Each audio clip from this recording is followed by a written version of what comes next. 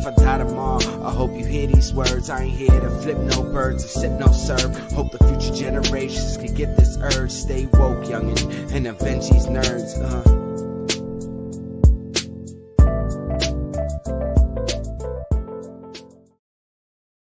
What's up, guys? It's another installment of The Plug. It is your boy Sebastian. We're here at The Plug on the Nerds That Around. We bring you various different creators who are launching their own Kickstarters, as well as out there doing their own comics and everything. So we're bringing you a lot of different indie creators. So it could be anywhere from music, it could be anywhere from again cartooning, comics, story writing, you name it. We've had him on here on The Plug.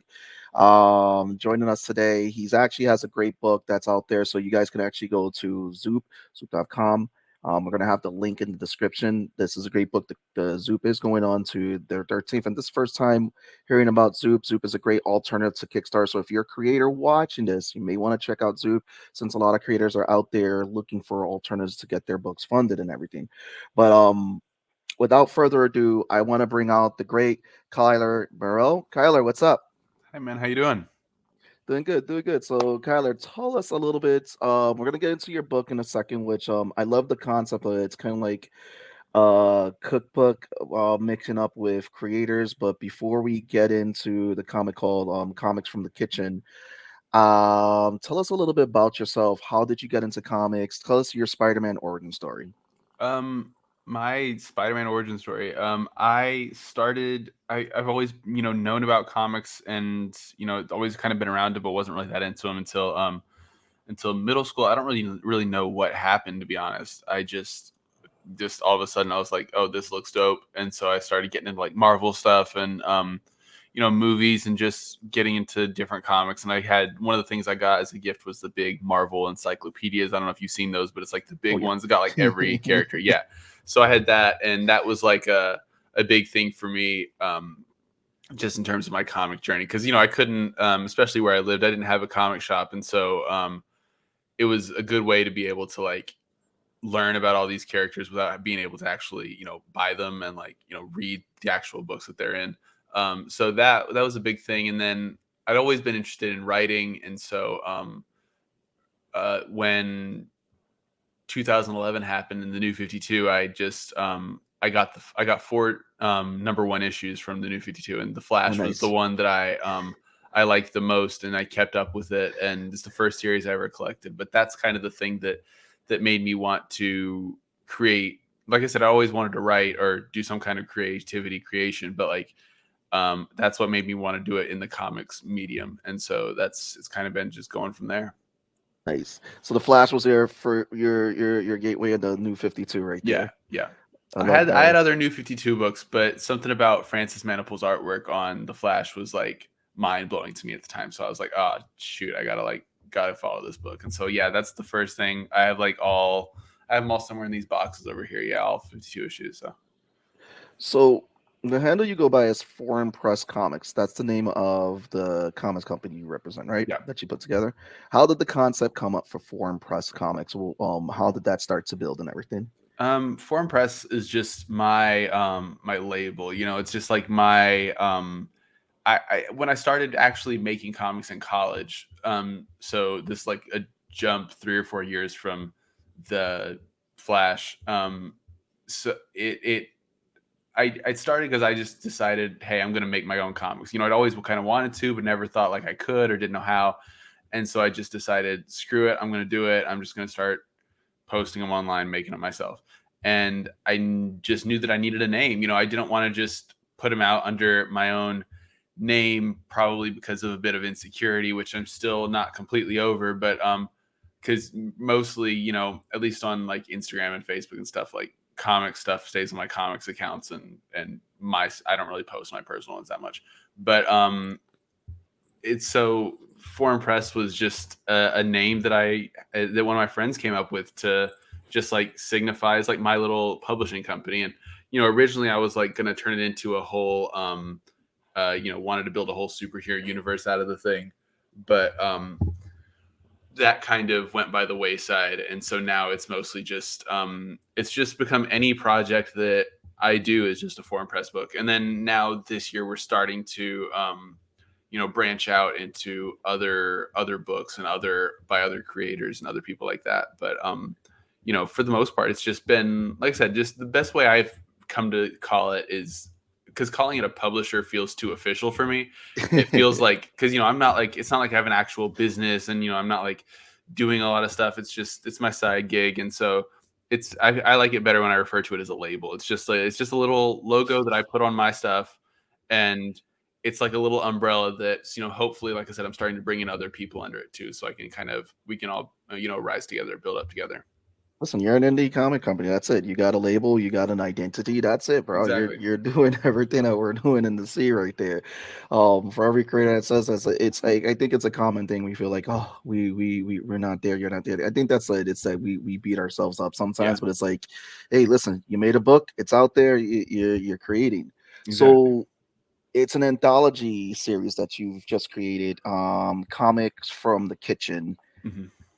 I love the concept. So we were talking backstage, the stories and recipes from each creator. How did this concept come up? How did it start? And tell everybody a little bit about that and what they can expect from this book. So Comics from the Kitchen started is last year.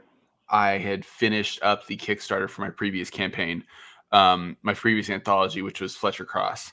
And so I knew that I wanted to do another one, and I also was kind of deciding what project I wanted to move into next. And I somewhere I saw that thing, the do what you love or write about what you love, that kind of thing. And so I love to cook, I love food, and so I just decided, like, screw it, let's combine those two things. I want to do an anthology. I want to do something about food.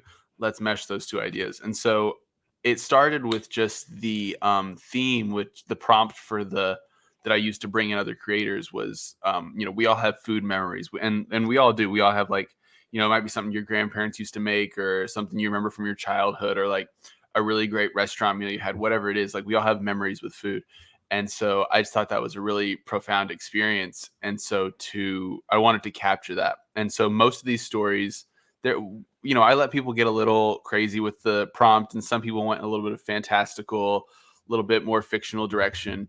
But a lot of these stories, I have one in there as well they're all very, very personal stories, like very real things that are based off of memories that people actually have surrounding food. And I knew that I wanted to differentiate, and I didn't want to just do a food themed anthology. And so I had the idea to include the recipes as well. And so, like, the book is set up in such a way that you you're reading through the anthology. You read a cool story. It's about two people arguing over whose mom makes the best banana bread, and then you get the recipe for that banana bread. And so, and then it kind of continues to that, and then we have recipes for we have meatballs, we have fish and hush puppies, we have so I am not on point today. I cannot think of what we have. It's all good, but um let's help out here. So I'm looking at the recipes, and you're yeah, making me hungry right now. Looking at this, I like, was it the pinchos, yeah, Puerto we got the Rican shish pinchos. Yeah, kebabs, the we have fried the melanin? boniato, Melanie Charlotte cannoli cream layer cake, that's a pretty cool story. When that comes out. But that, and then I already said the banana. Oh, the $100 pizza slice is also on the Zoop page. But yeah, we also have a couple other stories that have been making the rounds out there. But for the most part, not all the stories are out there yet, just because by the time that we were throwing the whole thing together, not everybody's stories were completed, and some of that was just people, coming up to the deadline. Some of that was me, because I'm also the editor slash designer on the project. So I made all the recipe pages and everything, and so some of that's just me not getting to formatting those recipe pages in time. And so my point with that is just, we still have about probably half the anthology that it hasn't been seen by public eyes yet. So we have a lot more than just what's been doing the rounds on social media and things like that. So it's pretty cool. But I think that's great because the thing is I like, anthologies, they're hard to do. They're Mhm. not easy. You're dealing with a bunch of creators, and it's like you said, you have stuff that's already ready and stuff that's coming in that you guys are working on while currently this campaign is going. And Mhm. right now, just even what you guys have already, it's looking freaking beautiful. Some of these previews, and like I love some of the artwork accompanied some of the, Mhm. and then especially like this is a book I would want to have. Like my wife, she's a baker. She Mhm. has a bunch of cookbooks. This is a comic I will put in her cookbook Exactly. There selection you right go. there.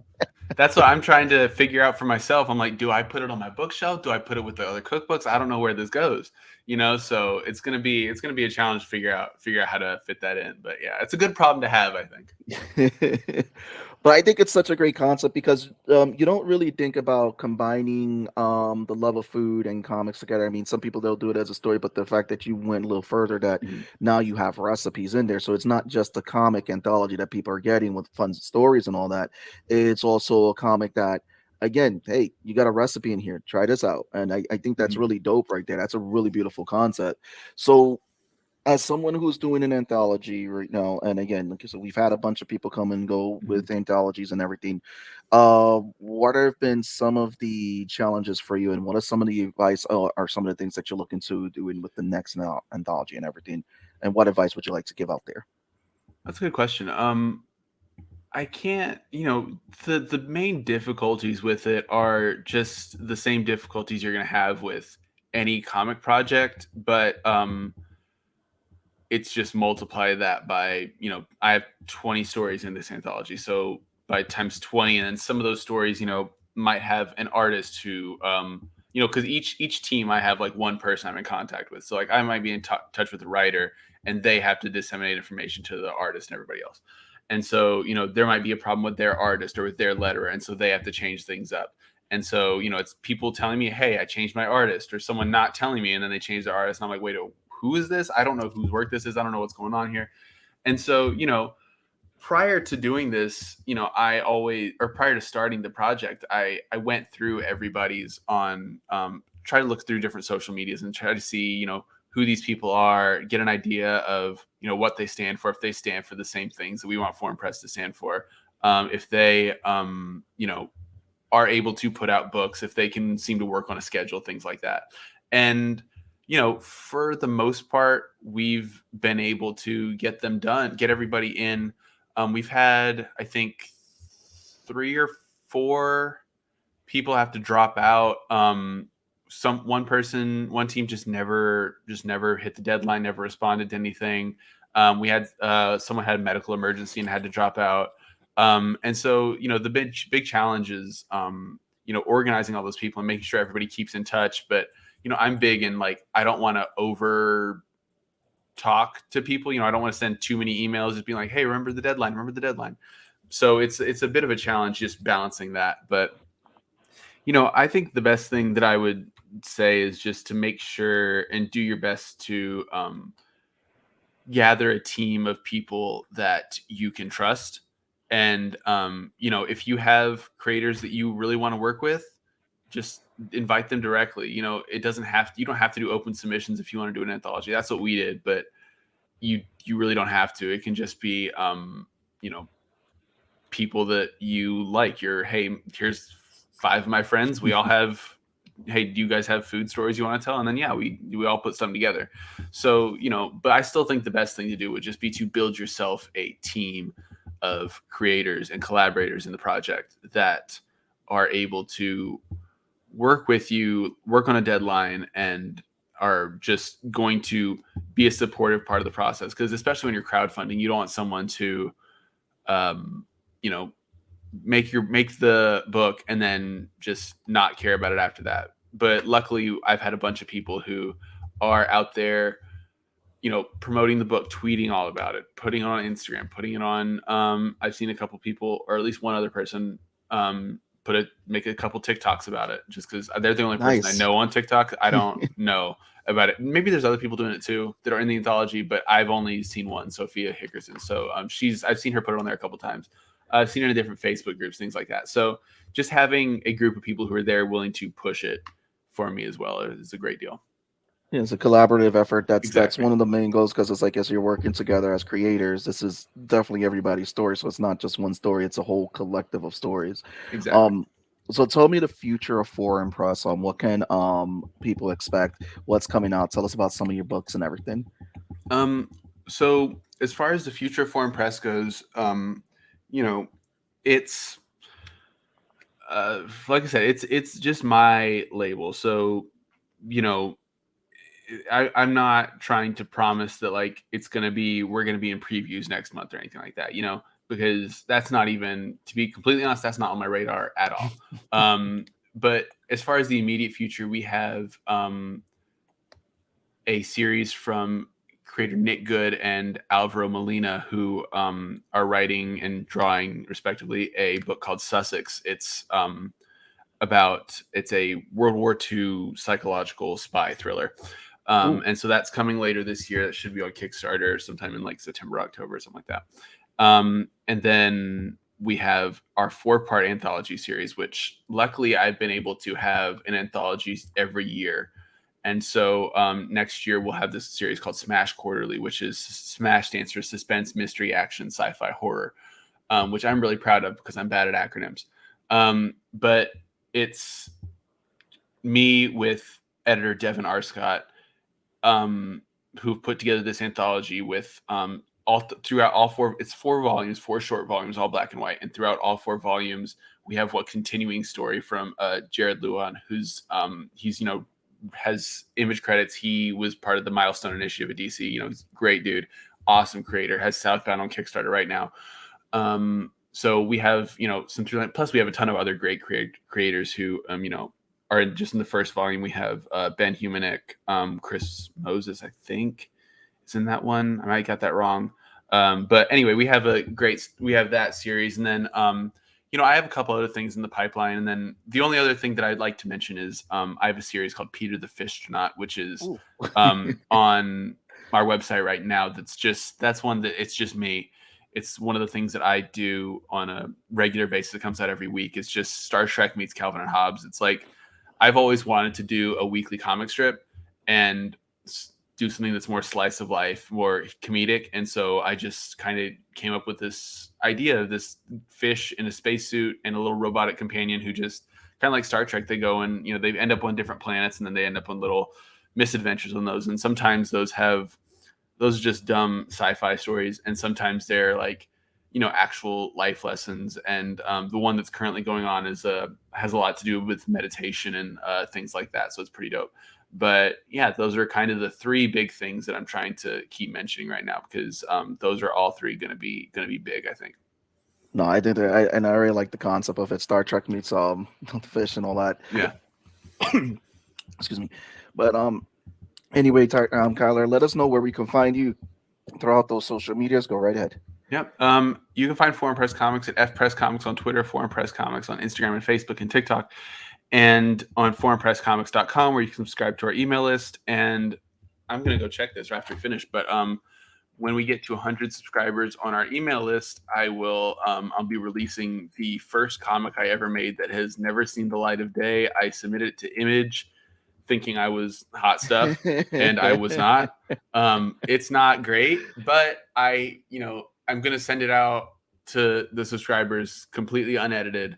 That'll be a one-time thing for once we hit 100 subscribers to our email list. But yeah, that's kind of that's everywhere where you can find us online. But just look up Foreign Press Comics whatever social media you're on. I bet you can find us. And guys, check out the Zoop. Look up again, comics from the kitchen. It's already almost there, fully funded. Yep, so 75% as of today. Congratulations on that, because again, that's beautiful. I love it when people are getting fully funded. So guys, go out there. The link is going to be in the description. Get this book fully funded. You definitely want to add this into your collection when it comes down to having anthologies. Plus, again, it doubles as a cookbook too. So you're going to have some recipes. So right there. So again, Kyler, I want to thank you for coming on Nerds Around. Guys, this has been your boy Sebastian. Catch us also again live on Tuesdays. Also too on this will be on 4th of July. So have a happy 4th of July weekend. Have a happy 4th of July. And again, tune in, guys, next week. See you. Peace.